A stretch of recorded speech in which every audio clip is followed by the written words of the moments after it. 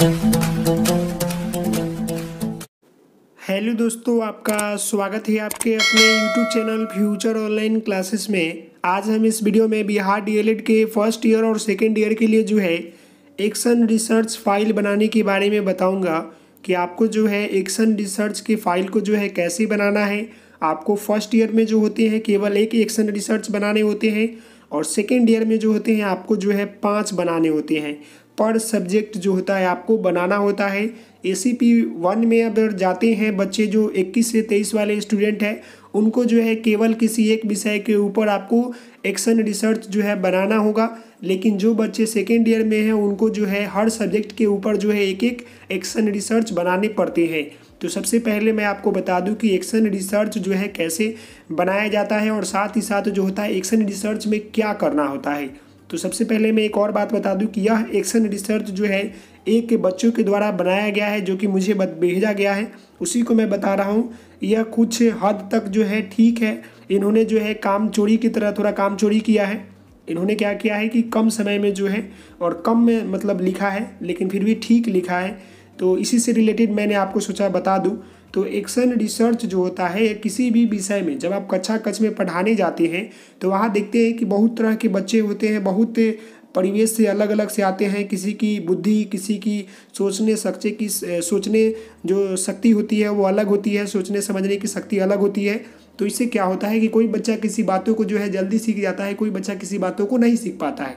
तो वही आपको देखना है कि वैसे आपके कक्षा कक्ष में जो है कितने ऐसे बच्चे हैं या किस चीज़ के ऊपर जो है बच्चों की प्रॉब्लम हो रही है। जैसे कि मैं एक छोटा सा एग्जांपल ले लूँ, तारे ज़मीन पर अगर आपने फिल्म देखा होगा तो उसमें देखे होंगे कि बच्चों को जो है वो कैसे, उससे कुछ समझ में नहीं आ रहा था कक्षा कक्ष में।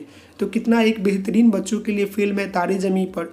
तो इसी तरह जो है आपके भी कक्षा कक्ष में जब पढ़ाने जाएंगे तो वहाँ पर अगर आप देखेंगे कोई टॉपिक को अगर पढ़ा रहे हैं तो बच्चों को जो है नहीं समझ में आएगा। तो उसी के ऊपर जो है आपको एक्शन रिसर्च करना है और उसको जो है आप किस तरह से जो है बच्चों को समझा पा रहे हैं, कितने बार में समझाएं, उसी के बारे में जो है आपको फाइल बनाना होता है। जैसे कि देखते होंगे कोई बच्चा को 6 लिखने के लिए बोलेंगे तो वह ऐसे लिखेगा, उल्टा लिखता है, मतलब ऐसे लिख देगा। 6 ऐसे होता है लेकिन वो बच्चा जो है ऐसे लिख देगा। नहीं तो जो है वो 9 को जो है 6 लिखेगा, ये उल्टा 9 हो गया, आप देख रहे हैं। तो इसी तरह से जो है प्रॉब्लम हो सकता है या किसी टॉपिक को समझने में प्रॉब्लम हो सकता है। या हम अगर ट्रायंगल के बारे में बता रहे हैं तो उसमें जो है उसके बारे में किसी को प्रॉब्लम हो सकता है। गणित से रिलेटेड है, हिंदी से रिलेटेड है तो ग्रामर में अगर गलती हो सकता है, ये हो सकता है, उसको प्रॉब्लम हो सकती है। साइंस में है तो किसी टॉपिक के ऊपर ले ले, जैसे कि जैव विविधता के बारे में उसे नहीं समझ में आया अगर मैंने पढ़ाया तो इस तरह से हो सकता है। इंग्लिश में है तो उसके ग्रामर का कोई ले ले, या कोई आप अगर चैप्टर भी है तो उससे भी ले सकते हैं। तो इस तरह से जो है लेकर आप बना सकते हैं।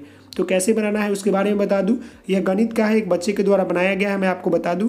जैसे कि विषय सूची पहले आपको लिखना है। सबसे पहले तो अगर चाहेंगे तो आप पहले पेज में ऐसे अपने कॉलेज का नाम लिखे, फिर यहाँ पर उसका एड्रेस लिखे, फिर आप यहाँ लिख सकते हैं एक्शन रिसर्च, बड़ा सा ऐसे लिखकर एक्शन रिसर्च।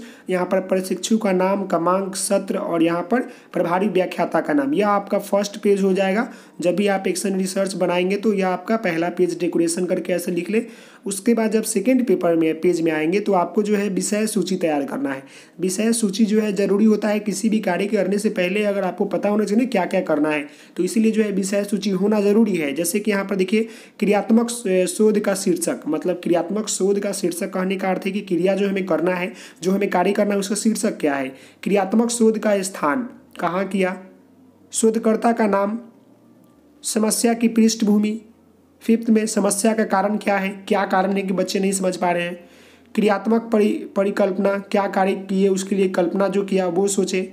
फिर शोध का उद्देश्य और कथन, फिर आपका आंकड़ों का विश्लेषण और तब जाकर जो है परिणाम। तो एक एक करके जान लेते हैं। ये बच्चा ने छोटे में बनाया है, काफ़ी कम बनाया है, लेकिन आपको थोड़े अच्छे से बनाना है।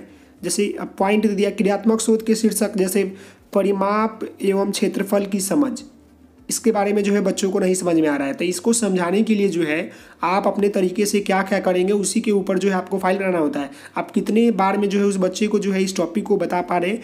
जैसे देखिए क्रियात्मक शोध का स्थान, यहाँ पर देखिए कॉलेज का नाम लिखा हुआ है, फिर आपका जो है शोधकर्ता का नाम, यहाँ पर अपना नाम लिख लेंगे, फिर है समस्या का पृष्ठभूमि। समस्या के पृष्ठभूमि में देखें बच्चों में परिमाप एवं क्षेत्रफल की अवधारणा का दैनिक जीवन की घटनाओं तथा उसकी उपयोगिता गठबंधन संबंध स्थापित नहीं हो पाता है। मतलब कहने का अर्थ है कि यही इसका पृष्ठभूमि है। फिर आपका आ गया समस्या के कारण।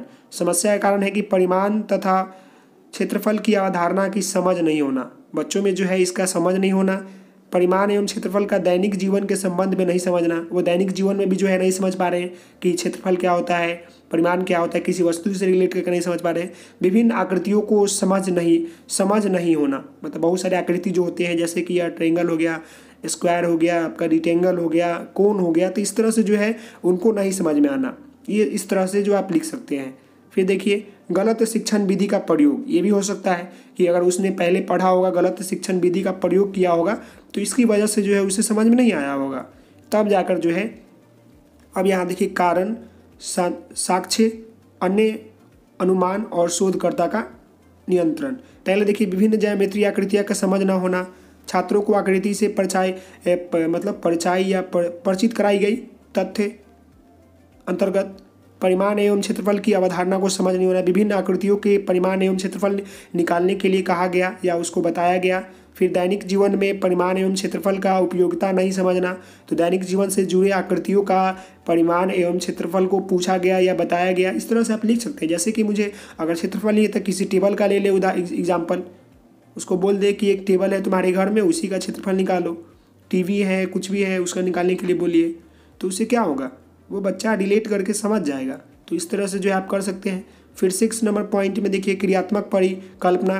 कक्षा स्तर पर क्या किया गया, बच्चों को विभिन्न आकृतियों से परिचित कराया गया, बताया गया। आसपास की संरचना एवं वस्तुओं के मदद से जो है परिमाण एवं क्षेत्रफल की अवधारणा को समझाया गया।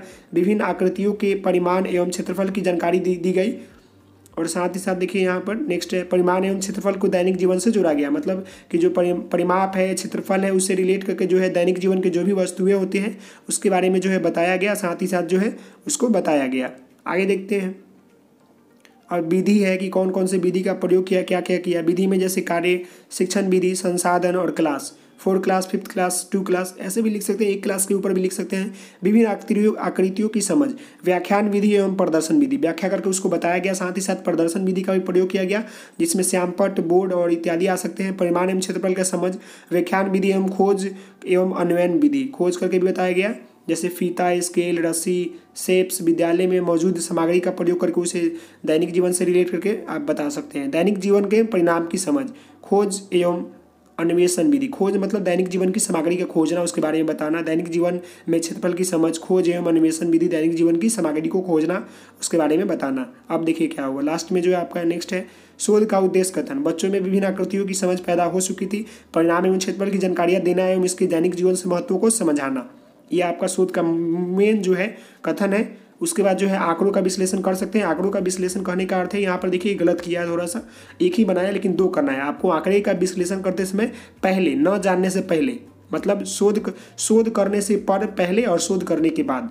तो पहले करने का मतलब कि ये 100% होंगे, तो इसमें जो है मतलब कि 2% ही जान रहे थे, बाकी सब नहीं जान रहे थे। ऐसे आप बना सकते हैं कि 2% जान रहे थे और बाकी सब ये जो है रेड कलर में दिख रहे हैं जो नहीं जान रहे थे। तो ये हो गया। नेक्स्ट जो बनाएंगे आप, तो नेक्स्ट बना सकते हैं जो अभी फिगर बनेगा ऐसे कि इसमें जो है काफ़ी हद तक जो है सुधार हुआ।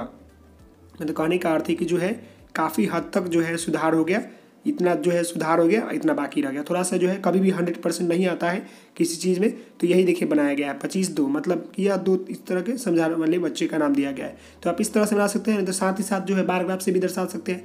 बार ग्राफ करने का अर्थ है कि बार ग्राफ ऐसे कर दे, पहले वाले में ले ले कि इतना बच्चा ऐसे ऐसे कर जान रहा था तो इतना जाना, दूसरे वाला में ले ले कि बच्चा जो है जानना शुरू किया, वो बार ग्राफ जो ऊपर चला गया। तो इस तरह से कर सकते हैं। फिर आपका आ गया शोध कार्य। शोध करने बच्चों को विभिन्न आकृतियों को पहचान कराई गई। परिणाम एवं क्षेत्रफल की अवधारणा को समझाया गया। विभिन्न आकृतियों को परिणाम एवं क्षेत्रफल की जानकारी दी गई। दैनिक जीवन से संबंध कर उसको बताया गया। दैनिक जीवन के क्षेत्रफल उपयोगिता को महत्व को समझाया गया। अब आ गया उपयोगी संसाधन। चौक, डस्टर, श्यामपट्ट, मतलब TLM में भी मान लेते हैं कि TLM भी लगा होगा, तो विभिन्न आकृतियाँ, विभिन्न सामग्री जो मौजूद थे विद्यालय में, दैनिक जीवन की वस्तुओं का संरचना, तब जाकर जो है शोध के पश्चात स्थिति। ठीक है, मैंने ऊपर आपको बताया ना कि वहाँ पर नहीं बनाया, लेकिन इसको जो है फिगर को ये वाला फिगर को जो है वही बनाना चाहिए तो बेहतर होगा। नहीं तो वहाँ बनाते हैं तो वहाँ भी फिगर बनाए, यहाँ भी बनाए। पहले देखे होंगे ऊपर कि ऊपर जो है कम था, 2 और 25 के भाग में था, और यहाँ देखिए 20 और 7 की स्थिति में आ गया है। तो इस तरह से हो गया। फिर आपका जो है परिणाम आ जाएगा निकल कर, तो आंकड़ों का विश्लेषण करके आप बता सकते हैं कि मैंने ये किया या इसका परिणाम जो है आ गया। तो इस तरह से जो है आप एक्शन रिसर्च का जो है फाइल बना सकते हैं किसी भी विषय का। तो आशा करता हूँ कि ये वीडियो आपको समझ में आया होगा। तो आप इस वीडियो को जो है देखेंगे, लाइक करेंगे, शेयर करेंगे, सब्सक्राइब करेंगे। Thank you so much. जय हिंद, जय भारत।